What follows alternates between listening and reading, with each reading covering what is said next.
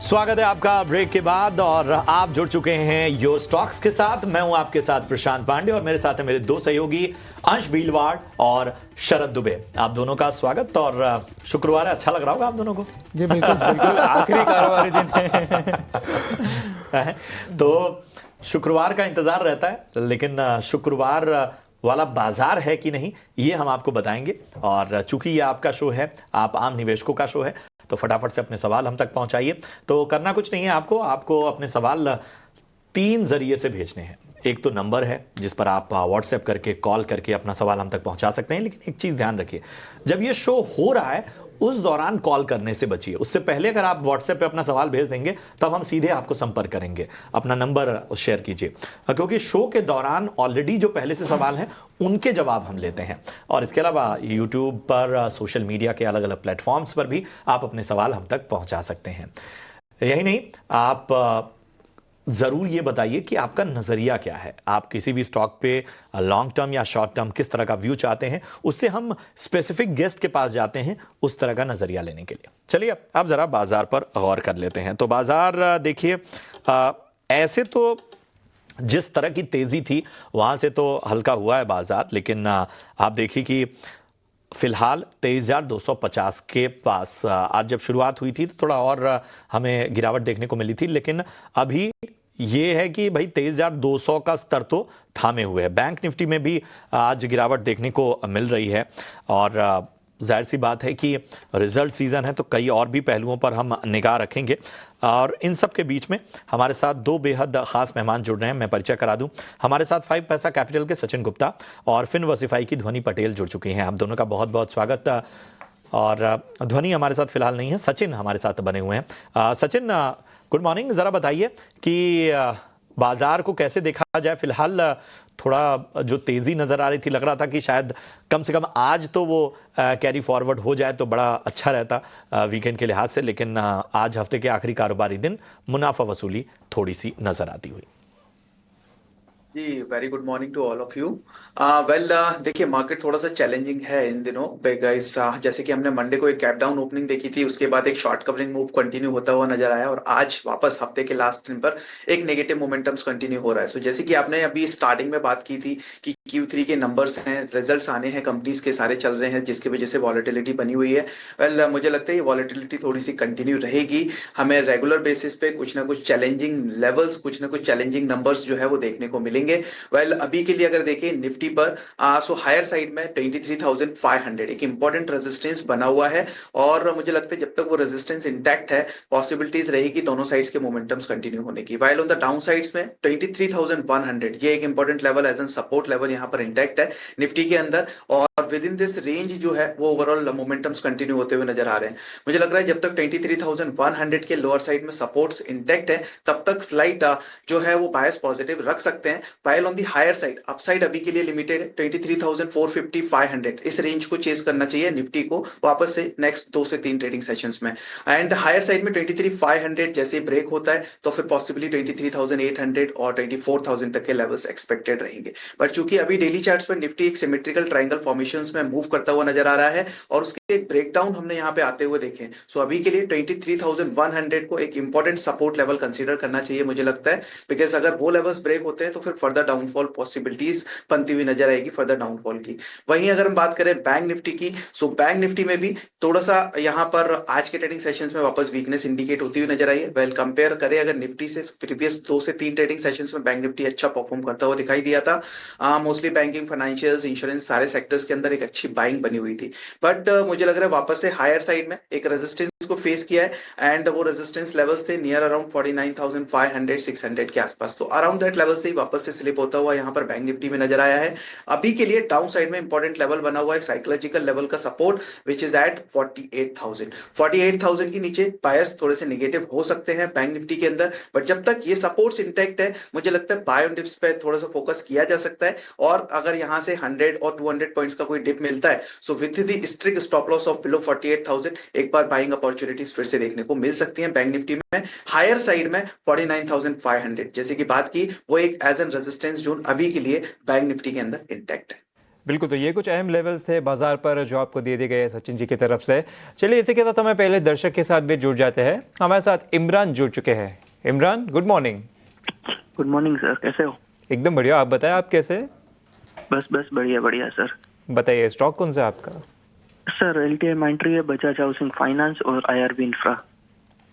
LTI माइंट्री के result तो आ रहे हैं सर, और मेरी 6,800 की बाइंग है, लेकिन ब्रोकरेज फर्म भी हाई ट्राई के दे रही, लेकिन कब होगा वो पता नहीं। मोर देन 2 इयर्स तो होल्ड कर रहा हूँ सर। 6,800 से बाइंग है आपकी, ठीक है। हाँ, और मोर देन 2 इयर्स से तो होल्ड कर रहा हूँ सर।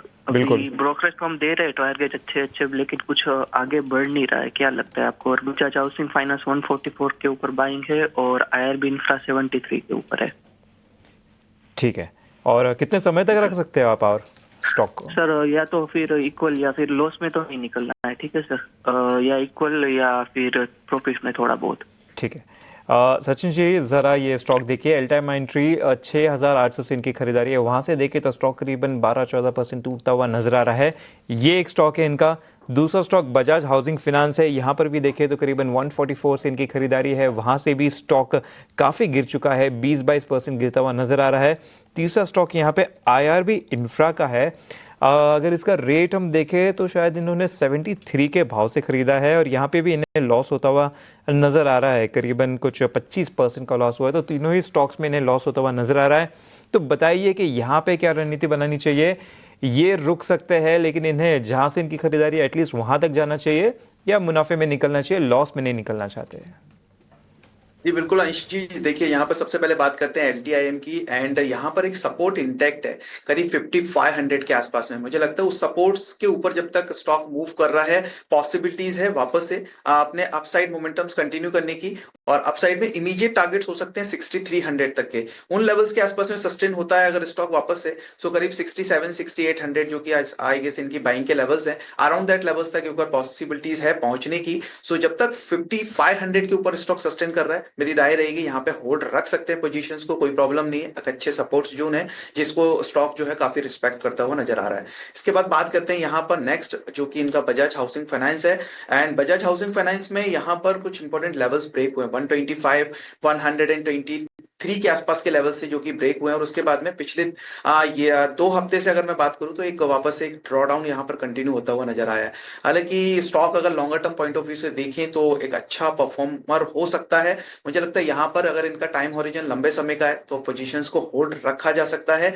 नीचे में अगर और कुछ टिप मिलती है करीब 108, 105 के आसपास में, सो वहां पर स्टॉक को और एड ऑन कर सकते हैं अपने पोर्टफोलियोज में, यानी एवरेज करके देख सकते हैं। और अपसाइड में यहाँ पर एक इंपॉर्टेंट लेवल है करीब 120 के आसपास का, वो लेवल्स ब्रेक होता है ऑन अ क्लोजिंग बेसिस पे, स्टॉक उसके ऊपर सस्टेन होता है तो फिर पॉसिबिलिटीज अगेन बनेगी अपसाइड में 130 और 135 के लेवल्स को चेस करने की। सो 120 इंपॉर्टेंट लेवल है, उसके नीचे जब तक है पॉसिबिलिटी स्लाइड और डाउनसाइड की है, बट डाउनसाइड में 110, 108 वो लेवल्स रहेंगे, यहां से एक बार और फ्रेश एड ऑन किया जा सकता है। इसके बाद में बात करते हैं नेक्स्ट स्टॉक की, जो कि है आईआरबी। आईआरबी के अंदर भी मुझे लग रहा है कि पोजीशंस को होल्ड रखना चाहिए। हालांकि बाइंग के लेवल 73 के आसपास के हैं इनके, बट लोअर साइड में एक इंपॉर्टेंट सपोर्ट्स है, वो है नियर अराउंड 47 के आसपास। सो 47 के एक स्टॉप लॉस के साथ में पोजीशंस को होल्ड रख सकते हैं। इस हफ्ते में स्लाइड रिकवरी मूव देखने को मिला तो है। एंड हायर साइड में 56 इंपॉर्टेंट लेवल है, ये लेवल्स जैसे ही ये सरपास होते हैं तो मुझे लग रहा है करीब 62 और 65 तक के लेवल्स को इनको चेस करना चाहिए। सो अभी के लिए तीनों स्टॉक्स के अंदर पोजीशंस में बने रहने की सलाह रहेगी। जो भी लेवल्स दिए हैं उसको as an stop loss consider किया जा सकता है। जी बिल्कुल, तीनों stocks IRB infra, Bajaj housing finance और एलटीआई माइंट्री, तीनों में ही बने रहने की राय है सचिन जी की।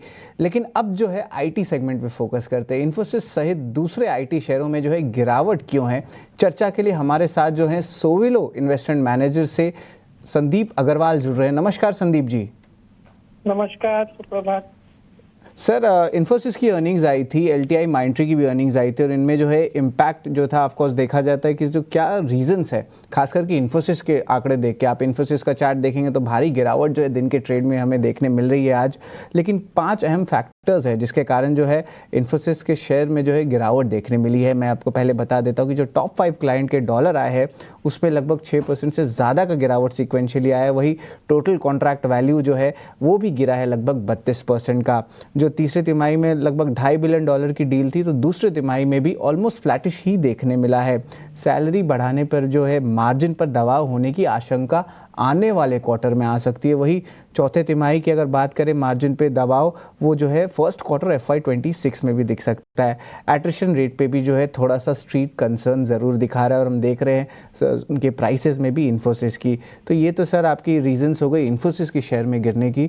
तो सर इम्पोर्टेंटली बताएं कि फंडामेंटली क्या लग रहा है इन्फोसिस के लिए, यहाँ पे ये प्रेशर क्या ज़्यादा ही है? क्योंकि नंबर्स अगर देखें तो ये लार्जली जो हम कह सकते हैं नंबर्स अच्छे थे, मार्जिन गाइडेंस बढ़ गया था थोड़ा सा, बट इसमें इंटरनल्स क्या है? क्यों बाजार डरा हुआ है? इन्फोसिस इतना बड़ा क्यों गिरा हुआ है?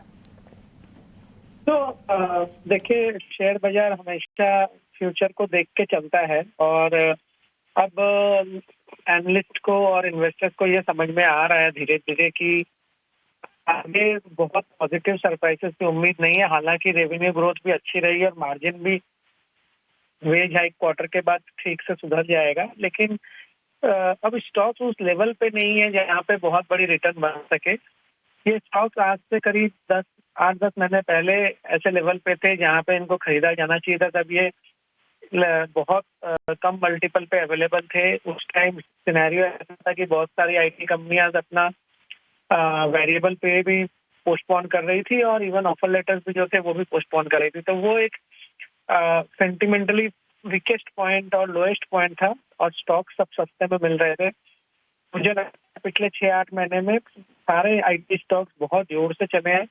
It is one of the best performing sector और इसके कारण अभी नंबर अच्छा आना जब चालू हुए तब लोगों को पता चल रहा है कि अब जितने भी पॉजिटिव नंबर है या अच्छे नंबर है वो तो सब बिल्ट इन है। तो यहाँ से अब पैसा बनने की उम्मीद कम होती जा रही है, इसीलिए मुझे लगता है कि इंटरेस्ट में गिरावट है। सो शेयर मार्केट तो हमेशा फ्यूचर को देख के चलता है। आज से 6-8 महीने पहले जब नंबर अच्छे नहीं थे तब ये पता था कि आगे नंबर अच्छे आएंगे और स्टॉक सस्ते थे, लोगों ने निवेशकों ने मान लिया है और पैसा बन गया है। अब जिनका इतना पैसा इतने कम समय में बन गया है तो वो स्वाभाविक रूप से निकलने की कोशिश करेंगे, ऐसा मेरा मानना है। तो मुझे लगता है कि अभी एक ये सेक्टर ऐसे भी मैच्योर सेक्टर, यहाँ पे 6-7% से ज्यादा इंडस्ट्री ग्रोथ नहीं होती है और 9-10% से ज्यादा कंपनियों की ग्रोथ नहीं होती है लार्ज कैप में। तो उसमें मल्टीपल भी आप एक सीमा में ही दे सकते हो। हालांकि ये कैश रिच सेक्टर है, कोई लाइबिलिटीज नहीं होती है, डिस्ट्रीब्यूशन अच्छा होता है, बाईबैक का सपोर्ट रहता है, बट इन सब के बावजूद भी एक सीमा के बाहर इनको मल्टीपल मिलना मुश्किल होता है। मुझे लगता है यही चीज है जिसके कारण सारा सेक्टर कुछ दिनों से प्रेशर में, और मुझे लगता है अभी भी उस लेवल पे नहीं आया है जहाँ पे ये फिर से लॉन्ग टर्म के लिए बाई के लिए बहुत अट्रैक्टिव हो। अभी भी काफी महंगा दिख रहा है। संदीप जी ने जो है वैल्यूएशंस को लेके जो है आपके इन्फोसिस पे राय दी है, लेकिन संदीप जी एक दूसरा आईटी कंपनी भी है, मिड कैप स्पेस तो अब नहीं कहेंगे, अब तो थोड़ी बड़ी हो गई है कंपनी मर्जर के बाद, LTI माइंट्री पे। इनके जो नतीजे पे अगर बात करें तो ये largely mix set of numbers आया है और यहाँ पे मार्जिन्स में भी सीक्वेंशली दबाव देखने मिला है और सिर्फ रेवेन्यू जो है लगभग 2% ही बढ़ा है देखा जाए तो। और LTI माइंट्री में भी जो है आज दिन के ट्रेड में देख रहे बिकवाली हो रही है, थोड़ा सा गेन करने का कोशिश कर रहा है डे से लोग, फिर भी अभी लगभग 2.5% गिरा हुआ है। सर LTI माइंट्री पे आपका क्या व्यू रहेगा? एंड ऑफ कोर्स आपने कहा था कि वैल्यूएशन एक इंपॉर्टेंट चीज़ होती है, जहाँ पे जो है सारे आईटी स्टॉक्स में देखें तो कहीं कहीं पॉकेट्स में देख रहे ओवर वैल्यूड या वैल्यूएशंस अपने हायर लेवल्स पे और ग्रोथ नहीं आ रहा है, उसके कारण इन्फोसिस में भी गिरावट आया है। तो सर LTI माइंट्री में आपका क्या नज़रिया बनता है?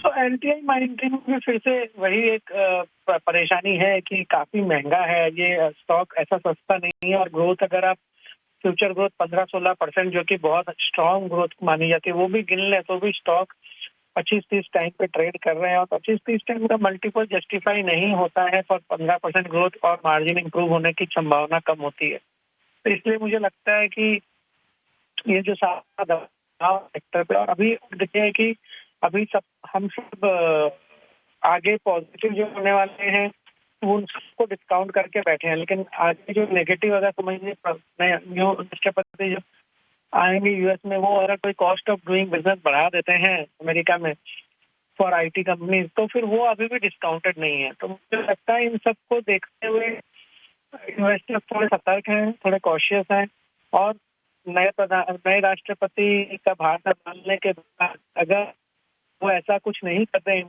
आईटी कंपनी या सॉफ्टवेयर कंपनी का कॉस्ट नहीं बढ़ाते, तो शायद स्टॉक वापस ऊपर की तरफ चल है कि अभी ऐसे लेवल्स नहीं है जहाँ पे नए निवेशकों। ठीक है, धन्यवाद संदीप जी, आपने जो है राय दी एलटीआई, माइंडट्री और इन्फोसिस को लेके, और ऑफ कोर्स वैल्यूएशन कंसर्न पे जो है आज सेलिंग देखने मिल रही है। लेकिन आईटी की जो है डिस्कशन के बाद जो है हम यहीं तक रुकते हैं। चैंपियन लेकर आते हैं आपके लिए।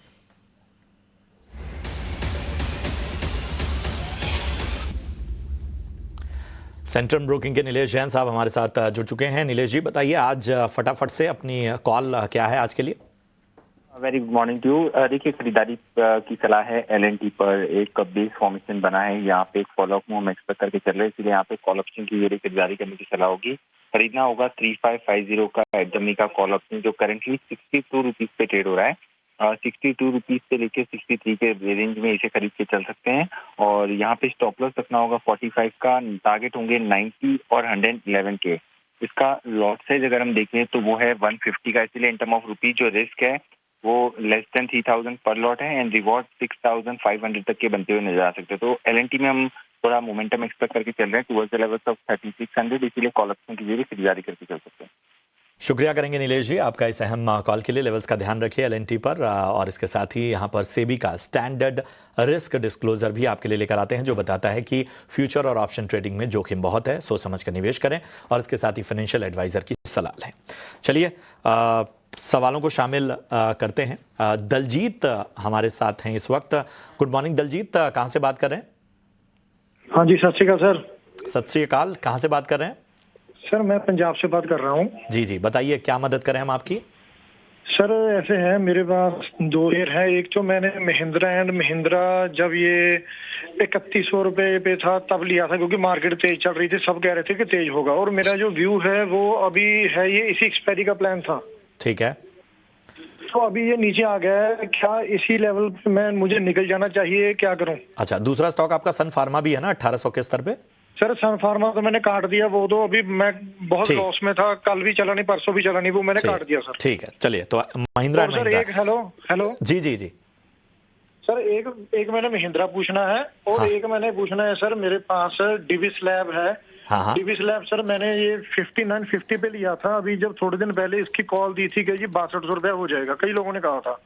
ठीक है, ठीक है। डिवीज लैब और महिंद्रा एंड महिंद्रा। ध्वनि जी मैं आपके पास आना चाहूँगा। गुड मॉर्निंग, माफ़ी चाहूँगा थोड़ा विलम्ब से आए, क्योंकि लगातार कई सारे सेगमेंट्स थे, लेकिन बताएं डिवीज लैब और महिंद्रा एंड महिंद्रा पे आपकी क्या राय बन रही है? दोनों थोड़ी इनकी ऊपरी स्तरों की खरीदारी है, क्या करना चाहिए? गुड मॉर्निंग प्रशांत जी, और बाकी सबको भी मेरी तरफ से वेरी गुड मॉर्निंग। यहाँ पे महिंद्रा एंड महिंद्रा के अंदर डेफिनेटली जो गिरावट देखने को मिल रही है वो और ज्यादा गहराती हुई देखने को मिल सकती है। डेली स्ट्रक्चर पे अगर हम देख रहे हैं तो स्टॉक यहाँ पे 200 डीएमए के पास हाल फिलहाल के लिए ट्रेड कर रहा है। जैसे ही नीचे की तरफ में 2900 का लेवल हम ब्रेक करते हैं, फर्दर इसके अंदर जो बेरिश सेंटिमेंट्स है वो आपको बनते हुए देखने को मिल सकते हैं 2785 की लेवल्स तक। तो इनको जो नुकसान हो रहा है उसके अंदर यहाँ पे और ज्यादा देखने को मिल सकता है। तो यहाँ पे एमएनएम के अंदर एग्जिट की सलाह रहेगी। जहां तक डिविस लैब का सवाल है, डिविस लैब को होल्ड करके रखे। ओवरऑल चार्ट स्ट्रक्चर इसका जो है वो रिवर्सल यहाँ पे देखने को मिल रहा है। नीचे की तरफ में बेस फॉर्मेशन बनी करीब 5720 की लेवल्स के पास, और वहां से कॉन्स्टेंटली एक हायर हाई की फॉर्मेशन यहाँ पे देखने को मिल रही है। हालांकि कुछ दिनों में यहाँ पे वापस से एक मोमेंटम के अंदर थोड़ी सी स्टैग्नेशन आई है, बट बेस फॉर्मेशन जो है वो वापस से जो ऊपर की तरफ ट्रेल करके आया है, तो 5850 का लेवल बन रहा है। इन लेवल के स्टॉप लॉस के साथ इनको होल्ड करने की सलाह रहेगी। ऊपर की तरफ में वापस स्टॉक के अंदर 6020 से लेके 6025 तक का मोमेंटम ऊपर की तरफ दिखा सकता है।